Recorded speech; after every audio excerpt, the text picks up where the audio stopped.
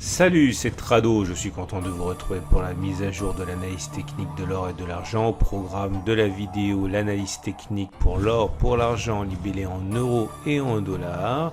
Et les news qui ont émaillé les 3 derniers jours, je vous retrouve de l'autre côté.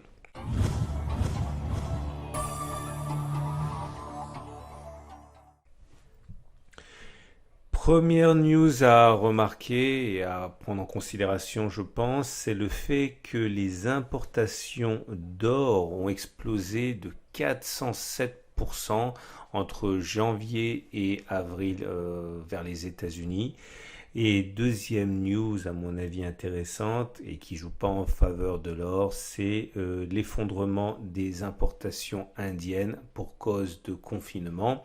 La dernière des choses, et effectivement on ne peut pas faire sans, c'est de bien comprendre que le regain de forme de l'économie américaine, avec notamment des chiffres d'emploi et d'activité moins mauvais que prévu, tendent à enlever alors son statut de valeur refuge, ce qui explique que pour l'instant, hein, le roi des métaux connaisse un petit coup de mou. On passe tout de suite à l'or libellé en euros.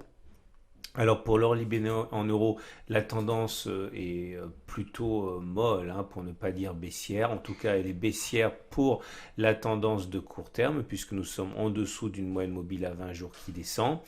Nous sommes en tendance neutre pour la tendance de fond, puisque nous sommes bien en dessous de la moyenne mobile à 50 jours, mais celle-ci ne descend pas encore.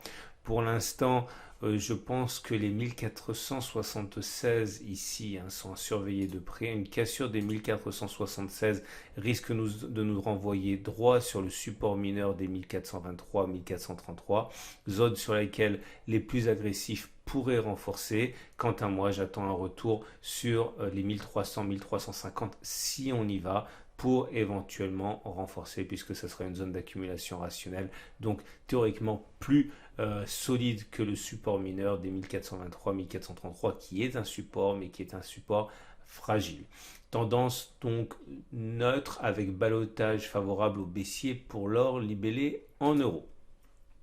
On passe à l'or libellé en dollars qui se tient beaucoup mieux, car le dollar est faible, hein, et comme vous pouvez le voir, le support majeur tient toujours. Nous sommes soutenus par les 16,54, 16,91 dollars qui correspondent à une zone d'accumulation rationnelle. Alors j'accumule pas à chaque fois que l'on vient sur cette zone, hein, une fois me suffit, mais c'est une zone d'accumulation rationnelle solide. La tendance est globalement haussière, puisque nous sommes toujours au-dessus de la moyenne mobile à 50 jours qui monte. La tendance de fond est haussière.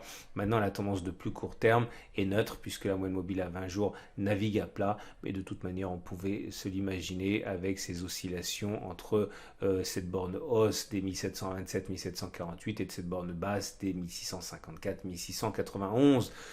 On regarde ce qui se passe, c'est mon partenaire officiel pour les métaux précieux, aucoffre.com. Et pour ceux qui désirent se procurer et d'accumuler de l'or de manière importante, avec notamment des onces d'or, et bien actuellement la Vera Valor, une once est à 1660 euros, comme vous pouvez le constater. Malgré la baisse de 10% de l'or libellé en euros, le cours du physique ne baisse pas autant. Il y a vraiment une déconnexion importante entre le cours de l'or virtuel, de leur papier, et de le cours de l'or réel, hein, puisque les détenteurs d'or ne se dessaisissent pas au prix qui est celui de l'or papier. En tout cas, le prix a légèrement baissé à 1660 euros. Pour ceux qui désirent accumuler de l'or, mais plutôt sous forme de pièces, la plus connue d'entre elles est sans doute le Napoléon. Et le Napoléon est actuellement disponible pour ceux qui le désirent au prix de 304 euros la pièce. Et pour terminer, ceux qui veulent acheter gramme par gramme de manière agressive, eh bien, peuvent se procurer 1 gramme d'or comme partie, comme fraction d'un lot d'or à 57,89 euros en précommande. On va passer maintenant à l'argent. Et l'argent ne subit pas les foudres des investisseurs comme peut le subir l'or, puisque Pour l'or libellé, l'argent libellé en euros, on est toujours soutenu par le support mineur des 15,3, 16,3 qui est pourtant pas très solide, mais pour l'instant, il fait l'affaire. La tendance est toujours haussière également, puisque nous sommes au-dessus de la moyenne mobile à 50 jours qui monte et au-dessus de la moyenne mobile à 20 jours qui monte. Alors ça se joue actuellement, mais on va dire que la tendance de court terme est fragilisée, mais elle n'est sûrement pas baissière pour l'instant, tandis que la tendance de fond est toujours bien haussière.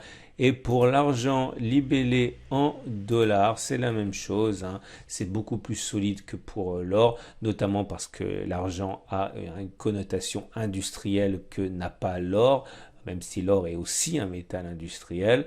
Et nous avons une tendance qui est clairement affirmée avec une moyenne mobile à 50 jours qui monte et une moyenne mobile à 20 jours qui monte.